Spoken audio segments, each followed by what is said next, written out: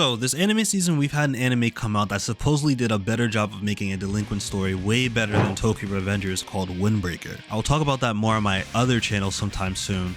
But most of you watching may not have known that this is actually the name of one of the top manhwa on my anime list right below Solo Leveling. And after taking the time to read it, I thought, why not make a video on it? When it comes to the creator Cho Young-suk, it's actually really challenging to find much about him on his social media accounts, or just anything about him in general, other than this interview that I found thankfully to a Redditor back in 2020, where he shows off his closet full of Supreme and mentions the fact that he's been into fashion and I guess anime and manga since his time in high school. And if you look at any of his social media accounts, like Instagram for example, all you can really see is the fact that Cho Young-suk has been heavily focused and heavily involved into the creation of Windbreaker for many years and has a lot of influences based on streetwear, fashion, anime, and manga, specifically Slam Dunk, which actually gets into a lot of the themes of this webtoon, and in fact is one of my favorite parts and aspects of it, such as the amazing art style and amazing character designs that have everybody more dripped out than your favorite Joe Bro, wearing Chrome Hearts, Air Force Ones, and Supreme collabs, as well as Louis Vuitton. When I initially first saw the manhwa, I automatically knew this was going to be different. Never before did I see a manhwa or manga that was so aware of streetwear brands like I mentioned earlier, and even have characters dead wearing North Face, Supreme collabs, and racing bikes. If you look at the creator Cho Young-suk, he is definitely in the culture for real, and probably has everything and more than your favorite fashion YouTubers, including modded out bikes. Which, if I'm being honest, this is probably the only form of media outside of video games that I've ever consumed that made biking look so dope while even explaining the different kinds of bikes and fundamentals of cycling, which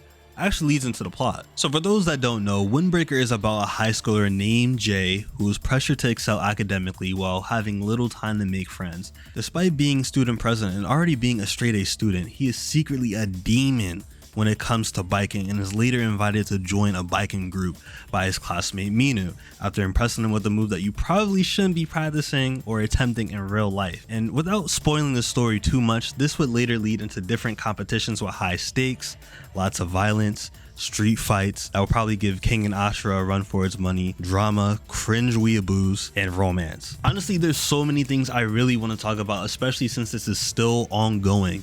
So if you would like me to make more content on Windbreaker, be sure to like the video, subscribe, and comment down below some thoughts and suggestions. But for now, I'm going to keep it rather brief.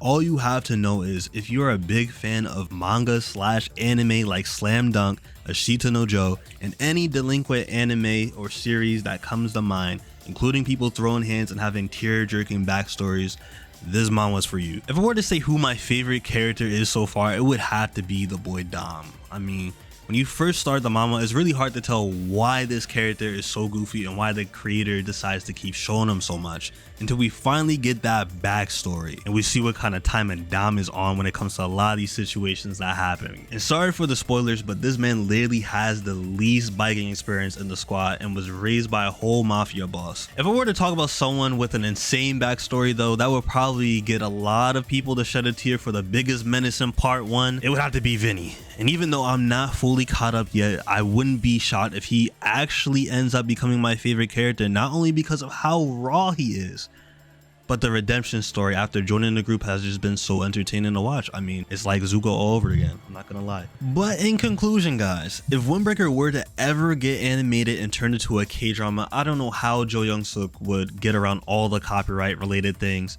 But if it were to actually be approved and made like how we're seeing a lot of other webtoons / manhwa being animated and released on Crunchyroll and Netflix, undoubtedly this would be top 5 on everybody's list, and I can see why it's ranked as high as it is on my anime list. So at this point of the webtoon that I'm at in part 2, I definitely give it a 9.5 out of 10. And if you guys want me to talk about it more, feel free to leave a comment down below in the comment section and help the channel grow. I have some other webtoon ideas as well for the next video, so definitely stay tuned. I'll see all of you guys in the next one. Peace.